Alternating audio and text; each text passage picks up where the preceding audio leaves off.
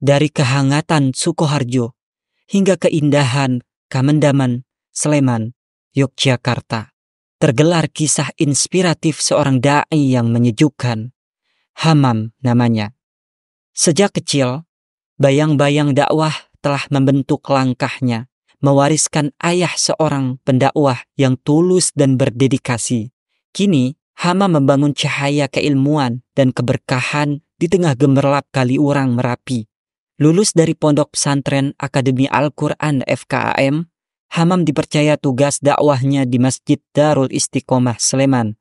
Beliau menjadi imam dan pengajar ngaji bagi ibu-ibu dan bapak-bapak di masjid tersebut.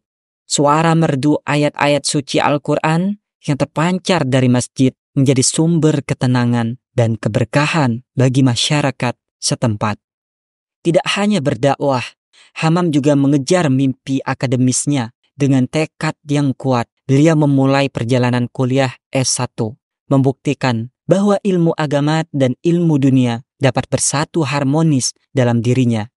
Sambil menempuh pendidikan, Hamam tak melupakan akar dakwahnya. Usaha cilok yang dijalankannya menjadi bentuk nyata kontribusi dalam ikhtiar ekonominya. Namun, kebaikan Hamam juga menjalar ke rumah pendidikan informal sebagai pengajar di TPA dan rumah tahfiz. Beliau membimbing lebih dari 60 santri. Mereka bukan hanya belajar mengajar, tetapi juga membentuk karakter dan kepribadian yang tangguh. Dalam perjalanan dakwahnya, Hamam menemukan cinta sejati. Setelah bertugas di daerah tersebut, beliau memilih mengikuti janji suci dengan seorang wanita yang telah lama menjadi bagian dari cerita dakwahnya. Inilah kisah perjalanan seorang da'i yang membawa nuansa kehangatan dan cahaya kehidupan. Hamam, dengan langkah tegas dan hati yang ikhlas, beliau menjelma sebagai penerang bagi yang bersentuhan dengan cerita dakwahnya. Saksikanlah bagaimana setiap langkah yang menginspirasi dan bawa berkah bagi masyarakat di sekitarnya. Bismillahirrahmanirrahim. Assalamualaikum warahmatullahi wabarakatuh. Perkenalkan, nama saya Hamam Fatur Rahman, asal Sukoharjo. Saya lahir tanggal 1 November 1999. Saya anak kelima dari 6 bersaudara. Orang tua, bapak masih ada, ibu masih ada. Kalau bapak pekerjaannya wirausaha, pembuat roti. Kalau ibu yaitu dia bekerja di pasar gitu, wirausaha juga, jualan sembako.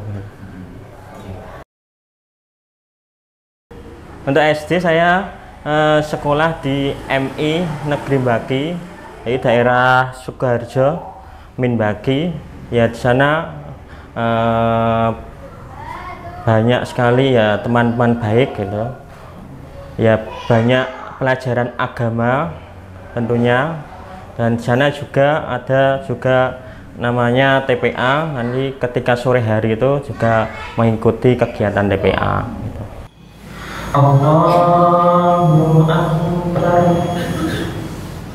Untuk bapak saya,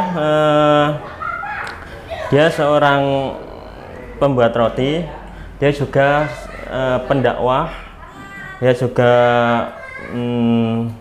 ngisi kajian di mana-mana, ngisi khutbah Jumat. Kadang malam habis sisa itu dia juga mengisi kajian tafsir ibu-ibu di desa sebelah gitu. Dan ibu saya juga mendukung saya ketika belajar. Terkenang dari bapak saya yaitu dia mempunyai semangat yang tinggi dalam berdakwah untuk memperjuangkan Islam tentunya.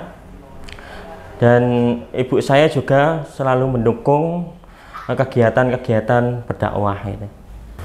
Waktu kecil saya mempunyai cita-cita ingin jadi seorang pembisnis, ya wirausaha seperti bapak saya, karena di situ saya senang membuat apa, mungkin membuat roti ataupun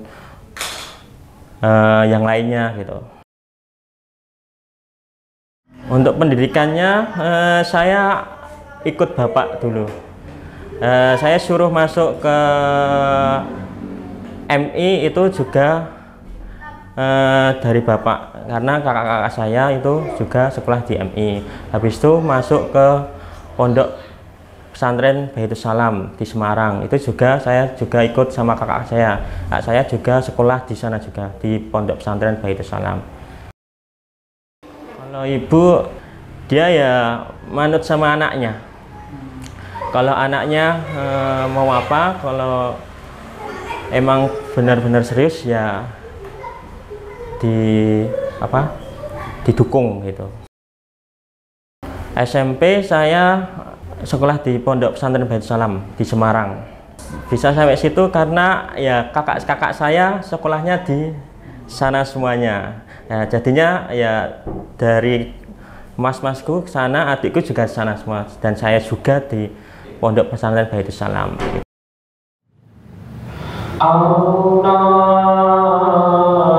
SMA-nya juga sama. Di sana juga ada MA Baitus Salam. Ya, saya juga melanjutkan di sana juga selama ya MTS sama MA 6 tahun di pondok pesantren Baitus Salam. Sebelum ke AAKI itu saya berpikir gitu. Dulu pengennya saya pengen sekolah di universitas-universitas di luar gitu, mungkin kayak UGM, UNES, Undip gitu. Karena saya senangnya di bidang hitung-hitungan kayak matematika, kimia, itu dulu saya agak mumpuni daripada agama gitu. Nah, tapi saya melihat di keluarga saya gitu, melihat keluarga saya kok belum ada anaknya menjadi penghafal Al-Quran gitu. Dan saya berpikir gitu, gimana membahagiakan kedua orang tua.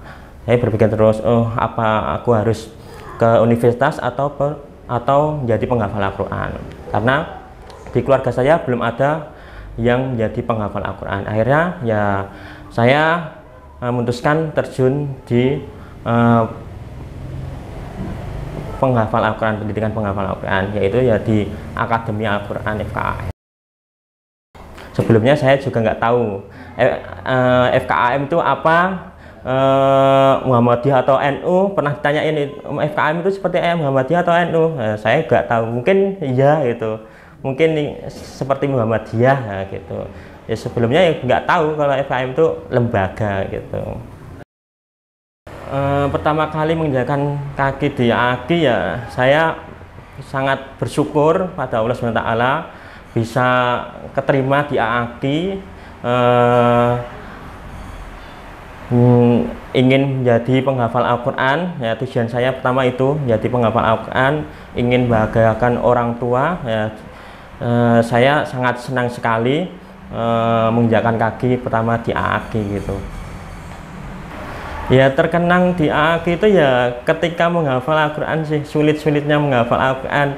Teman-teman udah pada selesai 30 juz tapi saya belum selesai.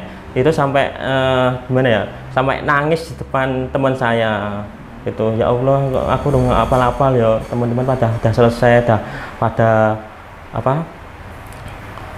ya udah pada main gitu, udah selesai 30 juz, sedangkan aku belum selesai, masih 20 juz. Ya akhirnya dimotivasi sama teman, nggak apa-apa gitu ya. Kalau belum hafal itu perjuangan, itu insya Allah besok akan ada ceritanya buat kamu, Mam gitu. Dari Akademi Al-Quran ya sana saya udah belajar 2 tahun penuh sana, belajar tentang Al-Quran ya. Habis itu saya ditugaskan di Asyid Istiqomah ya, tentunya saya harus menjadi pengajar Al-Quran ya. Alhamdulillah saya senang menjadi pengajar Al-Quran karena saya bisa bermanfaat untuk banyak orang gitu. Ditugaskan di Masjid Istiqomah sejak 2019 sebelum COVID gitu. Sampai ini berapa tahun? Sampai ini sekitar 4 sampai 5 tahunan, 4,5 tahun kayaknya, kurang lebih. 4,5 Sampai dapat istri orang sini. Iya, dapat orang sini. Dulu saya ya punya tujuan menikah sama orang yang mungkin kalau orang-orang pengen sama orang pondok, ahwat, cadaran. Tapi saya pengen orang luar tapi dia bisa terdidik. Asik. Daripada orang pondok, karena aku lihat orang-orang pondok juga ya punya teman gitu ya agak ya kurang, malah dia tahu agama tapi dia melanggar gitu. Motivasi saya yaitu ya jadi orang yang bermanfaat, khairun nas anfa'ul linnas, sebagai baik-baik manusia itu ya yang bermanfaat bagi orang lain gitu. Saya juga pengajar rumah Quran. Habis maghrib itu ada ngajar rumah Quran. Di situ dulu itu ada bapak-bapak itu ikut cuman satu orang bapak-bapak. Padahal yang lainnya itu semuanya anak-anak ya SD, SMP, SMA. Tapi dia semangat sekali, bapak-bapak itu semangat sekali dalam belajar. Walaupun ya mungkin dia aja belum mau bisa mau Quran ya mas, nah gitu.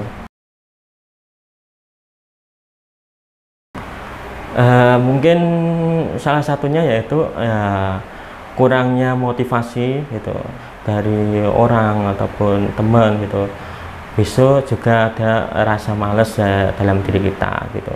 Jadinya ya kadang itu ketika mengajar males, nggak mau pengen ngajar lagi, cuma gitu-gitu doang gitu.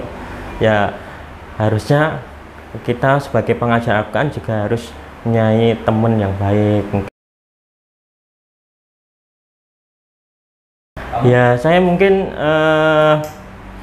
nyari teman aja, teman untuk diskusi, untuk sharing, saling berbagi cerita gimana pengalamannya ketika mengajar, banyak problem gitu kan. Itu kan juga bikin kita males, bikin kita futur, ya, banyak problem ya. Mungkin dari teman bisa mengasih solusi dari masalah itu. Selain mengajar ngaji ya imam masjid. Habis itu untuk sekarang itu saya melanjutkan pendidikan di STEM Yogyakarta. Untuk cita-cita saya masih tetap pengen jadi pebisnis ataupun pedagang gitu. Kalau bisnis bapakku belum, ya ada kepikiran tapi udah dipegang sama kakak saya untuk bisnis pembuat roti itu.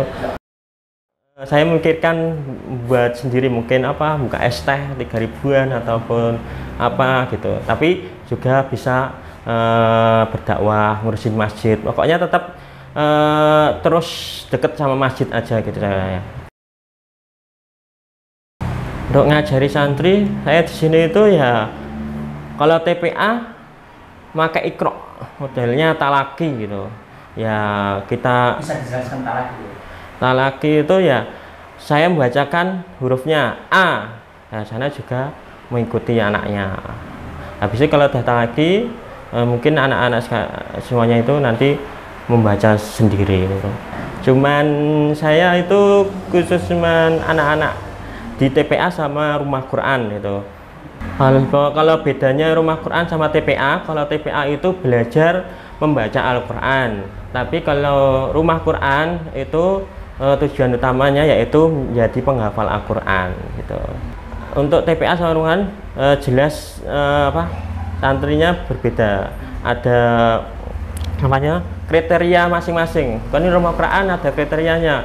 Sebelum masuk rumah Quran itu harus bisa baca Al-Quran, benar-benar bisa baca Al-Quran dengan baik, baru boleh masuk ke rumah Quran. Karena di rumah Quran itu targetnya cuma di sana itu pembelajarannya menghafal aja, menghafal setor. Kalau TPA itu dia belajar membaca Iqra gitu. Sekitar 80-an, dikelola 11 ustadz dan ustazah. Untuk mengupgrade ilmu yaitu ya yang pertama Terus silaturahmi sama ustadz-ustadznya, mungkin ustadz-ustadz kita kan banyak ilmunya, mungkin silaturahmi ngobrol tentang agama. Nah, besok kemudian bisa dengan membaca buku untuk mengupgrade-nya, besok bisa mencari teman yang pinter agama ataupun guru gitu. Ya, planning saya target saya, hidup saya itu pokoknya tetap dekat sama masjid, jangan jauh-jauh dari masjid. Ya, pengen terus mengajarkan Al-Quran walaupun anak-anak, walaupun mampunya ke anak-anak doang.